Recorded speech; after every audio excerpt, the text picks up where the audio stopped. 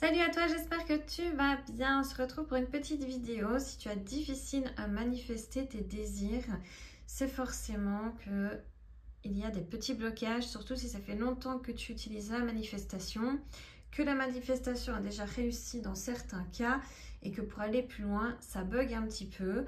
Là, il y a vraiment un exercice à faire qui fonctionne très très bien pour pouvoir justement découvrir où se trouvent tes blocages.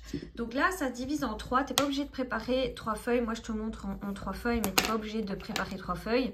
Dans le sens où tu ne sais pas tout ce que tu vas écrire. Donc, utilise un carnet, plusieurs feuilles, peu importe. Mais en tout cas, voilà, moi, je vais juste expliquer les 3 étapes, mais tu n'es pas obligé de les faire de cette manière. C'est ça que je veux te dire.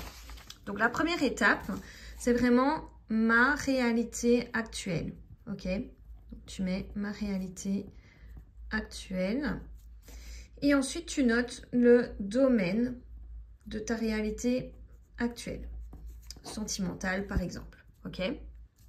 Et là, tu vas venir expliquer ta réalité actuelle sentimentale. Je suis mariée, j'ai 3 enfants, j'aime mon mari, lui ne m'aime pas, peu importe. Hein.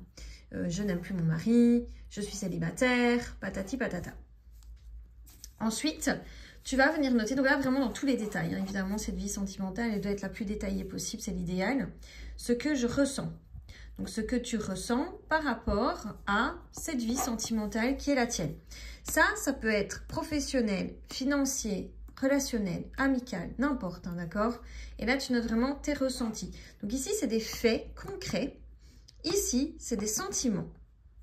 Ensuite tu vas venir prendre une autre feuille où tu vas... Voilà, tourner ton carnet, la page de ton carnet. Tu mets pareil, ma réalité. Et là, tu peux mettre futur si tu le désires, mais c'est pour t'expliquer, tu n'es pas obligé. Hein, parce que la réalité, même future, elle sera une réalité dans tous les cas. Et pareil, tu mets sentimental. Et là, tu notes ta réalité sentimentale, rêver, futur. Sans parler au futur, bien sûr. Je suis en couple avec une femme, un homme que je désire plus que tout, qui m'aime tel que je l'aime.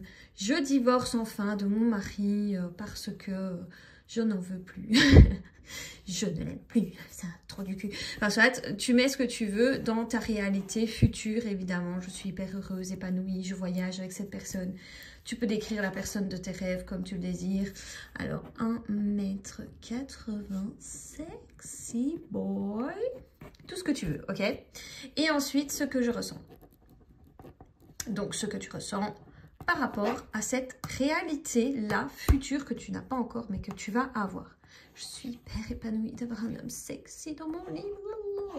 Et voilà, ok? Et ensuite, là, last but not least, tu tournes ton petit carnet, tu prends une autre feuille. Et là, qu'est-ce qui bloque ma réalité? Tu mets pas blocage, tu mets juste sentimental. Ok? Parce qu'on ne va pas mettre blocage et tout, ce genre de mots, on n'aime pas trop.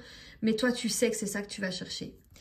Donc, par rapport à ce que tu as, par rapport à ce que tu désires, qu'est-ce qui te bloque? Cet homme, cette femme n'existe pas. Je ne pense pas qu'une personne comme ça puisse exister sur cette planète. C'est compliqué pour moi de refaire confiance à quelqu'un. J'ai peur de me planter, d'avoir de nouveau des difficultés à me mettre en couple, d'accepter quelqu'un dans ma vie. Parce qu'aujourd'hui, je suis hyper indépendante. Patati patata patatis.